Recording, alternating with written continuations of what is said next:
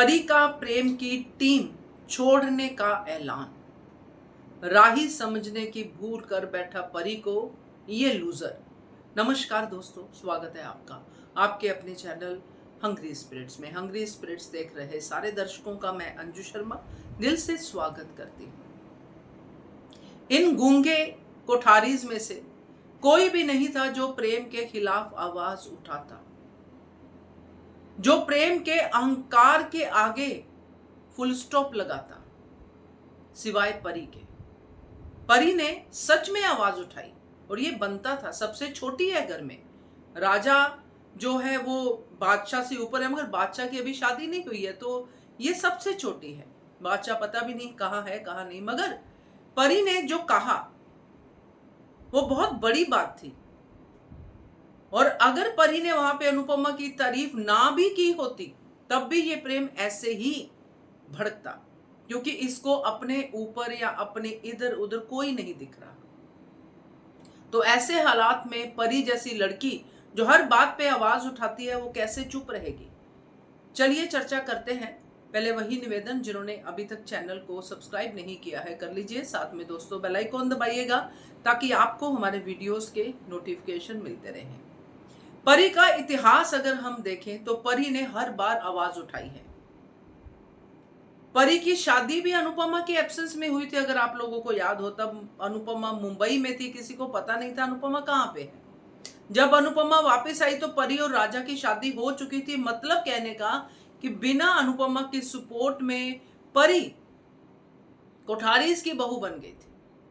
तो अभी तक ये राज तो खुला नहीं है, मगर इसमें परी की उपलब्धि तो दिखती है, क्योंकि राही को अनुपमा की सपोर्ट मिली, अनुपमा ने जी खोल के सपोर्ट दी, तब जाके प्रेम और इस राही की शादी हुई। ये जो क्या नाम इसका, माही, इसको भी अनुपमा ने इस घर की बहू बनाया। आर्यन से शादी हम भूले नहीं है, मगर परी की शादी उसके अपने दम पे हुई। उसके बाद भी परी ने घर छोड़ा जब राजा ने, जो भी मिसअंडरस्टैंडिंग दोनों के बीच में हुई, ये भी गट्स परी में थे। चली गई छोड़ के, मुंह पे आके बेइज्जती करके गई, ये भी गट्स परी में थे।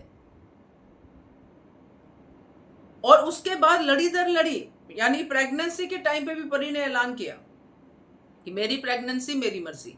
तो परी का रिकॉर्ड बहुत अच्छा है इस मामले में। कभी कभी ड्रामे की वजह से इधर उधर होता है, मगर फिर भी इन सबसे अच्छा परी का रिकॉर्ड है राइट के लिए आवाज उठाना, अपनी मां से भी ज्यादा, केंजल से भी ज्यादा।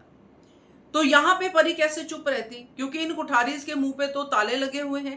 प्रेम के अहंकार को प्यार से पलोसते रहो, प्रेम को अहंकार के घोड़े पे बिठाते रहो, चाहे वसुंधरा हो, इवन चाहे ख्याति भी क्यों ना हो। यहां पे ख्याति का भी बोलना बनता था, मगर नहीं बोला, कोई नहीं बोला, परी बोली। और बहुत सही बोली, क्योंकि राही तो बोलेगी नहीं, वो तो प्रेम भक्त है। वो क्यों बोलेगी? उसकी बेइज्जती करो, उसको जूते मारो, उसको घर से निकालो, वो फिर से प्रेम प्रेम प्रेम करते पेट डॉगीज की तरह पीछे पीछे घूमती रहेगी।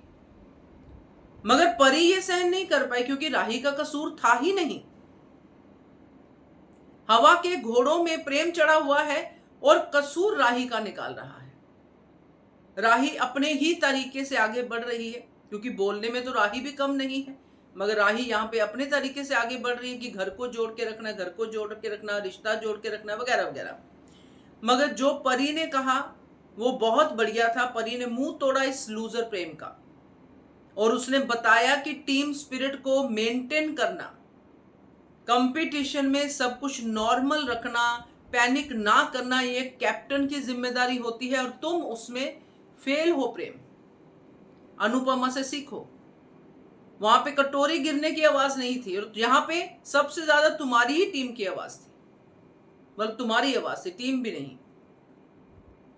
तो जब ऐसा कैप्टन होगा तो फिर टीम करेगी क्या? टीम का मॉरल तो डाउन ही होगा।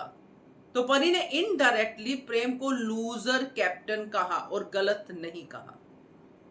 अब यहां पे प्रेम का काउंटर वॉर देखो, मतलब कहते हैं ना कि विपरीत, जो भी मुहावरा है, विनाश काले विपरीत बुद्धि।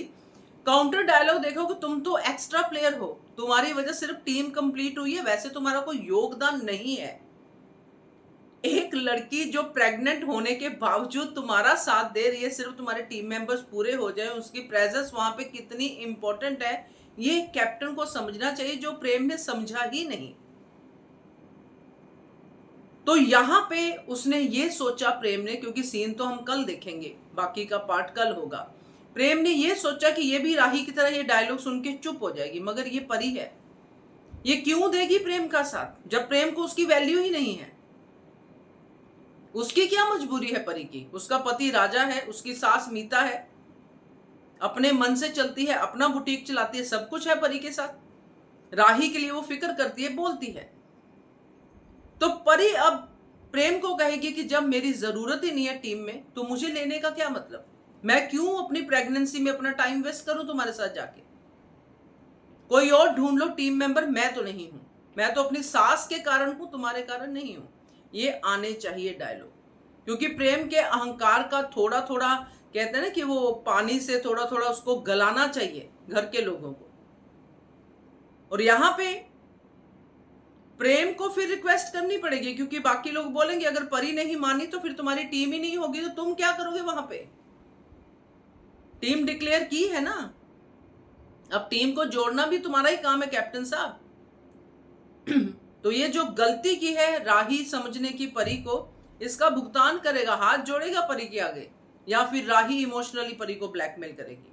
ये दोनों चीजें हो सकती है, मगर प्रेम से परी माफी जरूर मंगवाएगी अपनी इस हरकत को लेकर।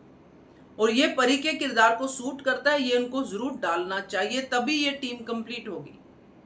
उसको अपने टीम के हर मेंबर का योगदान, हर मेंबर की चीजों को अप्रिशिएट करना, और हर मेंबर को अप्रिशिएट करने के बाद एक ऑनर देना कि आप नहीं होते तो क्या होता, तभी ये अच्छा कैप्टन बन सकता। नहीं तो इसकी हार इसके घर में तो निश्चित हो ही चुकी है।